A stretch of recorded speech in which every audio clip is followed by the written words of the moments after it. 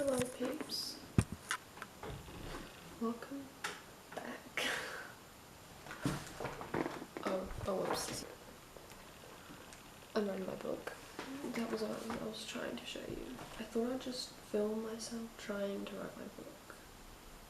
I've been scrolling through reels for like almost an hour, so I'm like, I need to do this. Up to chapter 23. I read one sentence of the chapter. It goes, Bentley arrived at exactly 2 o'clock. So inspiring. Vera was ready for him and they had gone into the sitting room to wait. The piano stood silent in the corner, having not been touched for weeks. She used to like playing it when she had been in London before, but since getting back from her aunt's from the accident, it repulsed her. It's not flowing.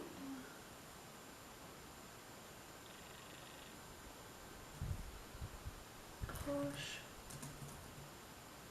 winter? Are they in winter? I always forget. Wintry.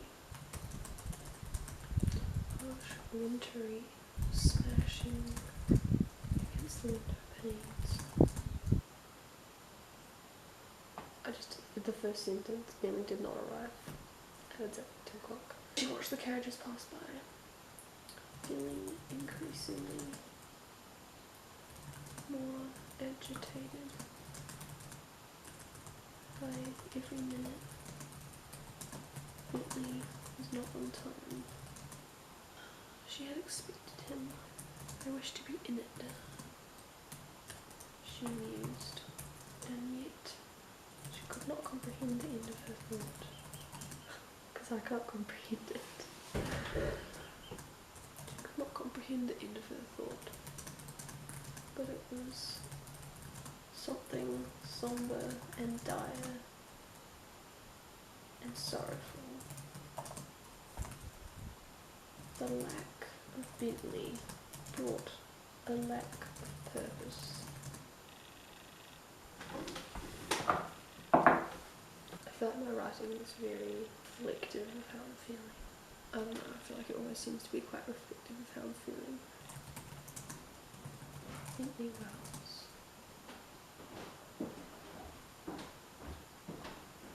Someone's coming.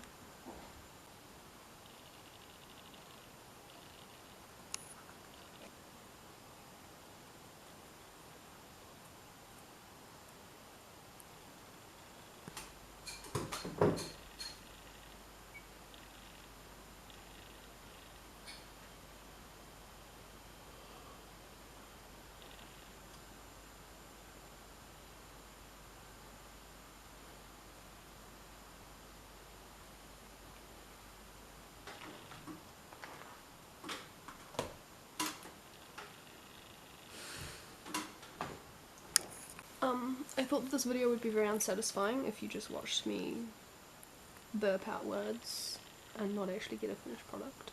So I'm going to read the 795 words that I wrote on yesterday, so next morning. This is chapter 23.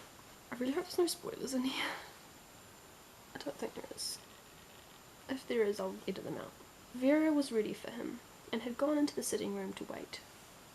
The piano stood silent in the corner, having not been touched for weeks. She had used to like playing it when she had been in London before, but since getting back from her aunt's from the accident, it repulsed her. Her eyes wandered to it now, pondering the memory of keys beneath her fingers. They had been soft, and it had felt good to let her muscles remember the songs and take her along with the memory of them. A harsh, wintry wind was smashing against the window panes, and Vera went to look out on the gloomy grey street below. She watched the carriages pass by, feeling increasingly more agitated by every minute Bentley was not on time. She had expected him, and he had not arrived. With a sigh, she leant forwards on the palms of her hands, resting on the window-sill. She watched the pathetic, dying few leaves left, as they quivered weakly in the strong gusts. I wish to be in it, she mused, and yet she could not comprehend the end of her thought. But it was something sombre and dire and sorrowful. The lack of Bentley brought a lack of purpose to the minutes. She had not prepared anything to fill them with, and so simply stood, gazing out the window. "Come away," her mother said presently. "It is not proper to stand by the window." Vera did not know why.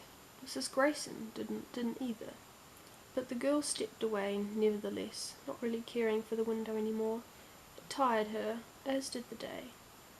"Wasn't someone meant to be calling?" Mrs. Grayson asked her daughter, going to sit in her chair. "Yes, Bentley Wells," Vera returned wearily, sitting back down as well. She eyed her embroidery piece. "Mother would want me to do it," she thought. Unhappily, she picked it up. "You finally seem to be coming together," Mrs. Grayson said with a satisfied, pleased sort of air. She sounds content, Vera decided immediately, and it made her sorry that she did not. "If only I could be. Mother and I could be contented like this forever, and all would be well." "I'm glad you think so," she replied. "I wish I thought so too," she pondered, for Vera felt that instead of coming together, she was quite falling apart. Everything she had ever deemed important had gone all fuzzy since coming back to London. "If only I could be happy in my old little ways like before." "Mr. Wells," a voice cut through her thoughts. He had arrived. His hair was all ruffled from the wind, and she noticed him quickly trying to smooth it down still. "Good afternoon," he said in a pleasant sort of way. He always does things in a pleasant sort of way, she thought. "Good afternoon," she replied without thinking. "Have you met my mother?" She stood up and then carried on. "Mother, this is Mr. Wells."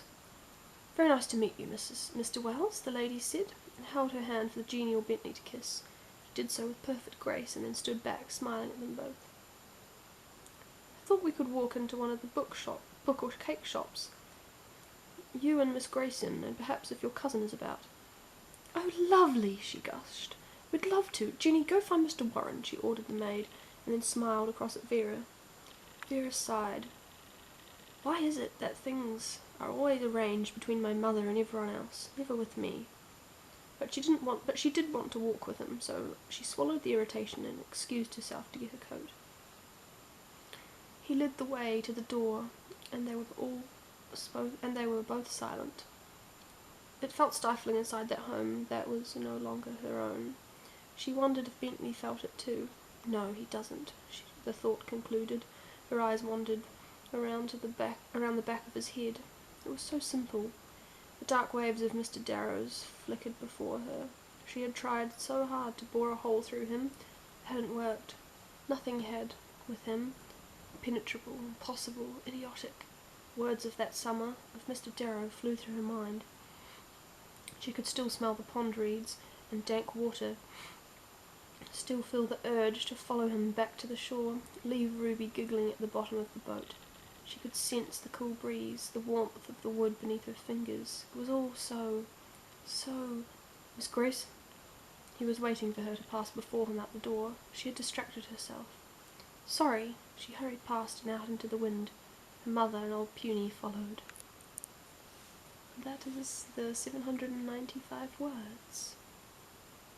Yeah. I really hope there's no spoilers in there. I'm trying to think. It's really hard to tell when you are writing the book. I think that's the end of this video. Thank you for watching, and I'll see you next video.